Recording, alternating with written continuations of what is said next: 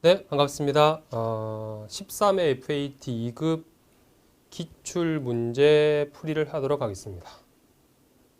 다 다운받으셔서 13회 다운받으시고 당연히 풀어보고 오셔야 됩니다. 그러니까 제가 이제 정규반이 아니라 보니까 기출 문제 풀이반에서는 뭐 내용을 정확하게 다 설명드릴 수 없고 핵심적인 거 위주로 설명을 드릴 테니까 당연히 먼저 풀어보시고 같이 풀이를 하는 걸로. 자, 객관식부터 할게요. 객관식 15개, 한 개당 2점씩 해서 100점 만점에 총 우리 30점 배점이 되죠. 자, 1번부터 바로 풀겠습니다. 자, 1번.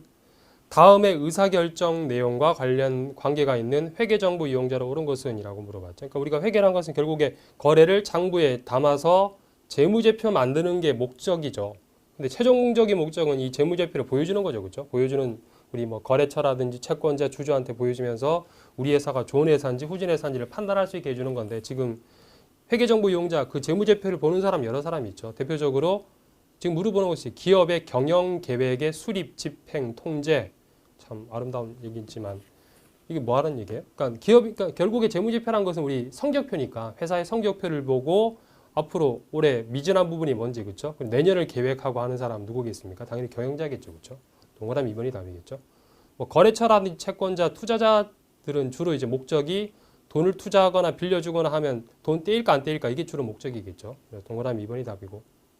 그 다음은 2번은 보시면 우리 재무상태표 심심한데 생긴 모양새 잠깐 볼까요? 이쪽 잠깐 볼게요. 재무상태표. 그러니까 자산부채 자본 이렇게 갈라져 있죠. 그러니까 특히 FAT 2급은 실기에서는 요 자본이 지금 제가 책에다가 칠판에다가 이렇게 적어드린 요 자본의 종류는 법인기업의 자본이거든요. 근데 실기에서는 개인기업이 나와요. 개인기업은 자본의 종류가 하나밖에 없죠. 자본금. 근데 제가 이렇게 적어놓은 이유가 객관식 이론에서 자본의 종류를 법인처럼 물어보는 케이스가 있기 때문에 이렇게 적어놓은 겁니다. 그렇죠? 그래서 일단은 뭐 자본은 실기하실 때는 자본은 그냥 자본금이다. 개인기업은 이렇게 하시면 되는데, 일단 이거 무시하고 자본 쪽 무시하고 재무상태표 이거죠. 재무상태표는 뭐예요?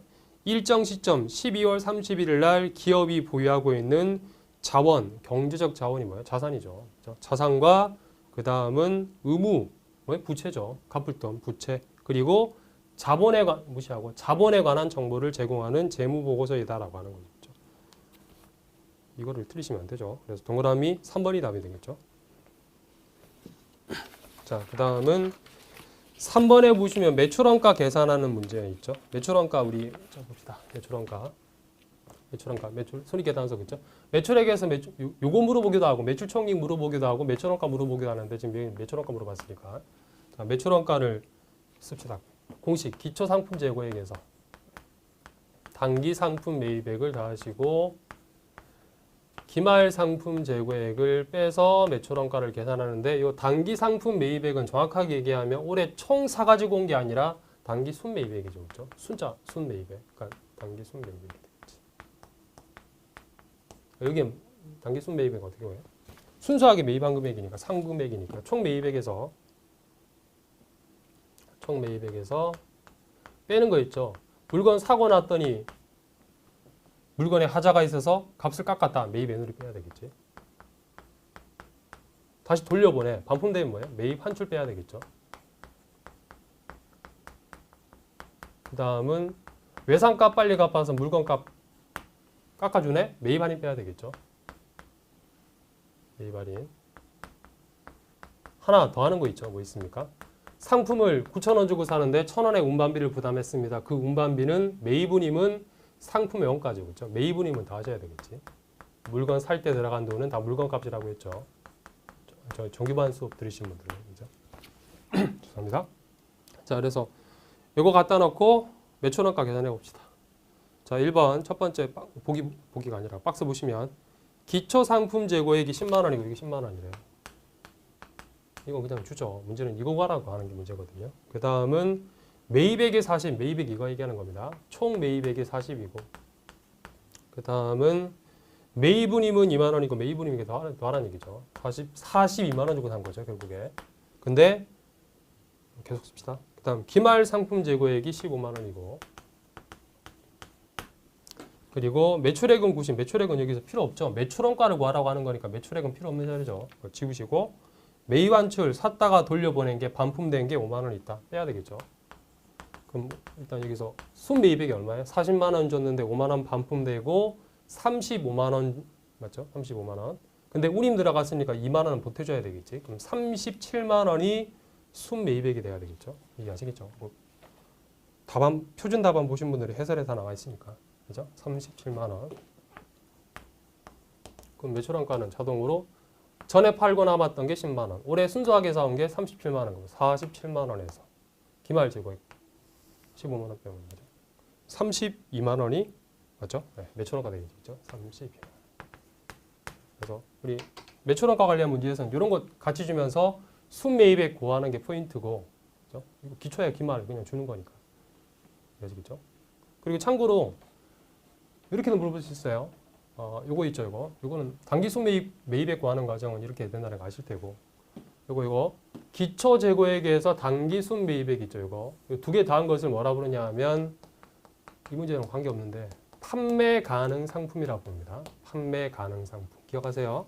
판매 가능 상품이란 말이 나오면 전에 팔고 남았던 거랑 올해 사가지고 온 거 두 개 묶어서 부를 때 판매 가능. 판매 가능도 아시겠죠?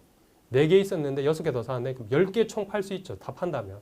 총 판매 가능한 금액이라고 해서 두 개를 묶어서 부를 때 이렇게 쓰니까 이것도 객관식 대비해서 한번 정리를 해두시고 이건 아시겠죠? 아니면 이거 구하라고 하거나 매출총액 구하라고 하거나 그죠? 다 주면서 얘는 매출원가 구하라고 했으니까 동그라미 1번이 답이고 지웁니다. 네. 자, 그 다음은 4번을 보시면 4번은 영업의 수익의 종류를 물어봤죠. 요거.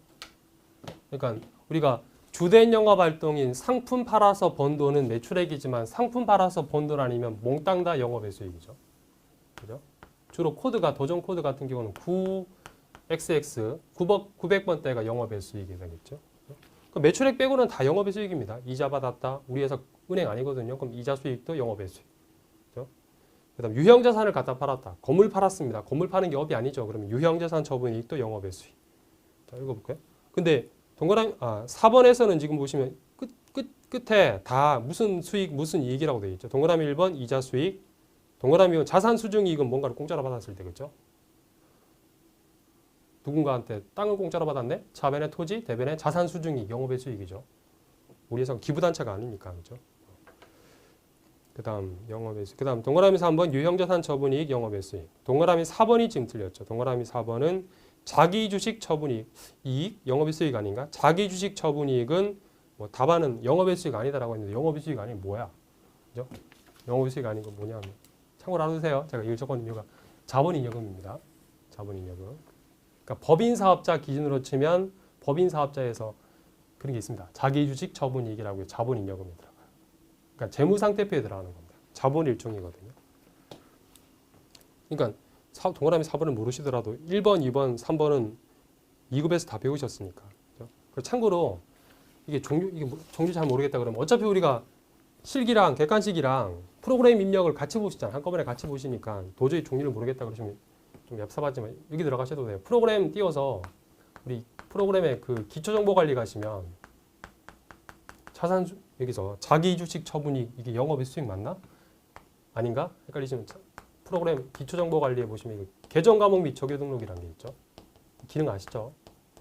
계정과목 및 뒤에 생략, 적용등록. 여기 들어가서 뭐 화면 띄우시고 키보드로 컨트롤하고 찾기 기능 있죠. F 컨트롤하고 F1 아닙니다. 영문자 F 이렇게 찾기 기능 이용해 찾기가 떠요. 찾기 기능 이용해서 이자 수익이라고 막 검색해 보시면 돼요. 이자 수익은 당연히 영업의 수익인 거 아시겠지, 그죠? 검색해 보시면 다른 것들은 다 900XX 번대 쓰는데 자기주식 처분이익은 이거 자기주식 처분이익을 검색해 보시면 이게 코드 번호가 저도 못 외우니까 343번 뜰 겁니다. 343번. 이라고 해서 여기 구분에 프로그램 화면에 이름 뜨고 뒤에 구분이라고 되어 있어서 또 자본인여금이다라고 해서 구분이 이렇게 찍혀 나오거든요. 모르더라도 얍삽하게 풀려면 이렇게 화면 띄워서 컨트롤하고 영문자 F 눌러서 검색해 보시면 여하튼간에 영업의 수익 아니네? 900원대 아니잖아, 그렇죠? 그래서 이렇게 찍으셔도 되겠죠. 이해하셨을 거라고 생각하고 이게 뭔지 모르더라도 그렇죠? 자, 그 다음은 5번을 보겠습니다. 5번은 뭐 안 해도 되죠. 할게요. 자, 5번 분기는 안 하겠습니다. 다음 거래를 분기한 내용 중 가에 해당하는 계정 과목으로 옳은 것을 이라고 물어봤죠. 다 읽고 오셨죠? 자, 그래서 계약금, 우리 계약금 나갈 때 선급금 잡았다가 물건 들어오시면 물건 값으로 대체하는 과정이니까 우리 양심적으로 분기 안 해도 되죠. 동그라미 2번이 나되겠죠. 그렇죠? 그래서 이거는 뭐 실기에서도 실기에서 나올 법한 문제인데 그냥 같이 낸 거고. 그 다음은 6번 보시면 건물의 취득원가를 계산하시오. 우리 유형자산 쪽은 주로 나올 수 있는 게 이제 살 때 얼마 주고 산 거냐, 물건값에다가 우리 취득세 같은 거 다 하시는 거 있잖아요, 그렇죠? 그리고 두 번째는 이제 고쳤을 때, 수선했을 때 자본적, 수익적 지출. 자본적 지출은 물건값에 보태고 수익적 지출은 수선비 비용 처리하시고, 아니면 감가상각, 정액법, 정률법, 아니면 내다 팔았을 때 처분이익과하는 거, 그렇죠? 이렇게 물어볼 수 있는데 얘는 처음에 샀을 때 취득원가 물어봤죠. 읽어보시면 읽어볼게요.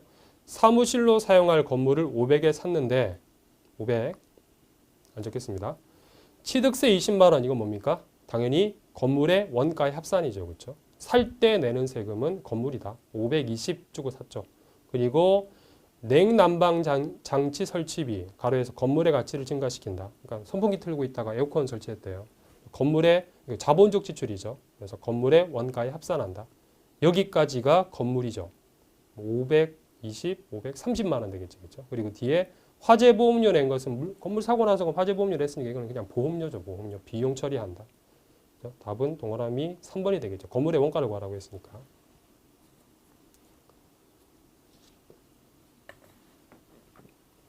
자, 6번 보셨고 그 다음 7번을 보시면 다음 중에 자산 항목이 아닌 것을 물어봤죠. 자산 항목 아닌 것은 이것도 당연히 다 배우셨을 텐데 임차보증금 봅시다.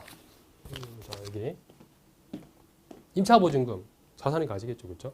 보증금을 맡겨둔 거죠, 집주인한테. 나중에 도로 찾을 돈 임차보증금 자산인 걸 알겠는데 자산 중에 무슨 자산이에요? 당좌, 재고, 투자, 유형, 무형 이걸 여기서 처음 보시는 분은 안 계시겠죠? 기타 비유동 중에 기타 비유동이죠, 그렇죠? 굳이 더 디테일하게 설명드린다면 그 다음 동그라미 이번에 단기금융상품이라는 것은 당좌죠. 그렇죠? 그러니까 단기금융상품이라는 것은 도전에다가 집어넣을 때는 단기금융상품이라고 부르는 게 아니라 정기예금, 정기적금, 정기예적금 뭐 이렇게 쓰는데 우리가 묶어서 부를 때 그렇죠? 1년 안에 만기가 도래하는 여러 가지 기타 등등의 금융상품을 묶어서 부를 때 단기금융상품이라고 그러죠. 그 다음 동그라미 3은 개발비 뭐예요? 무형자산이죠. 그렇죠? 회사가 연구개발, 정확하게 하면 개발이죠. 개발을 위해서 지출한 돈은 이름은 비용같이 생겼지만 비용이 아니라 무형자산이다. 개발비. 그 다음 선수수익은 선수수익. 수익을 미리 받았네. 부채죠. 유동부채. 그렇죠? 결산할 때 나오죠. 이자 수익 받았는데 내년치를 미리 받으면 우리 연말에 결산할 때 선수수익으로 분기하죠. 선수수익. 자, 그 다음 8번을 보시면 자산의 증가를 수반하지 않는 거래를 찾아내라고 했죠.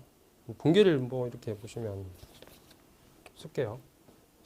너무 또 말 떠드니 그러니까. 자, 8번 동그라미 1번에 보시면 은행으로부터 차입한 자금을 보통 예금에 입금하였다. 이거 거의 분기 문제 수준이죠. 그래서 통장 돈 들어왔잖아요. 그렇죠? 보통 예금 약자로. 그리고 대변은 차입금. 자산 증가, 부채 증가, 자산 증가했죠. 그 다음은 동그라미 2번 증자했죠. 그렇죠? 증자. 우리 주식회사 같은 경우는 주주한테 주식을 발행하고 돈을 받는 걸 우리가 증자라고 그러죠. 당좌예금이 입금되었다. 당좌예금, 자산 증가, 대변은 자본금이란 자본의 증가죠. 그렇죠? 그 다음 동그라미 3번에 급여를 현금으로 지급했다. 이거는 비용, 차변의 비용 발생. 대변은 현금, 자산 감소죠. 그 다음 동그라미 4번 토지를 외상으로 구입했다. 차변에 토지라는 자산의 증가, 외상이니까 대변은 미지급금 되겠죠. 그렇죠? 부채 증가. 그래서 나머지는 다 자산이 하나라도 늘었는데 너만 줄었죠. 너만. 그렇죠? 동그라미 3번이 답이죠. 찍어도 되죠. 그 다음 9번은 선입선출법에 따른 상품의 기말 재고액을 구하시오라고 했죠. 선입선출법. 우리 선입선출법이란 것은 먼저 사온 애가 먼저 나간다 그 얘기죠. 문제는 매출원가를 구하라고 하지 않고 기말 재고 남아있는 애를 구하라고 했으니까 먼저 사온 애는 떠나갔겠죠. 남아있는 애들은 뭐겠어요? 제일 나중에 사온 애가 남아있겠죠. 그렇죠? 그래서 여기 보시면 기초 재고가 1,500개 있었고 추가로 사온 게 단기 상품 매입액이 10,000개 있었죠. 기초 재고가 단가가 500원이고 올해 새로 사온 게 가격 올라서 600원 됐죠. 이 상태에서 팔려 나간 개수가 1,500개라고 되어 있죠. 판매된 게. 그럼 남아있는 기말 재고는 개수로 쳤을 때는 일단 수량부터 확인해야 되니까 몇 개가 남아있겠어요? 1,000개 남아있겠죠.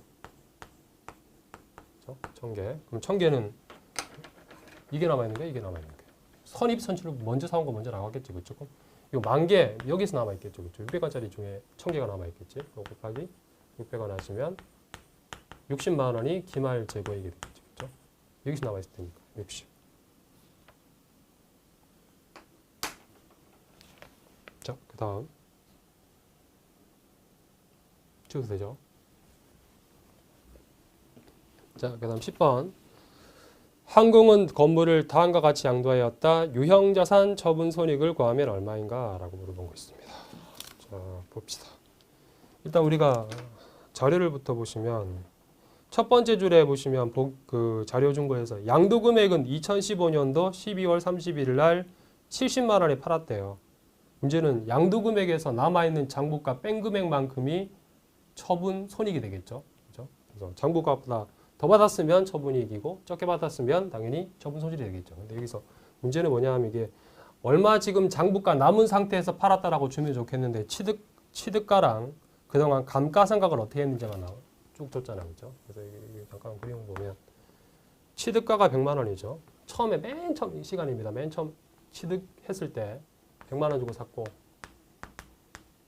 이게 내용연수가 정액법으로 10년 동안 감가상각한대요. 10년 동안. 10년. 그럼 10년 지났을 때 얼마가 되겠어요? 0이 되겠지요. 그죠? 시간이 흘러서.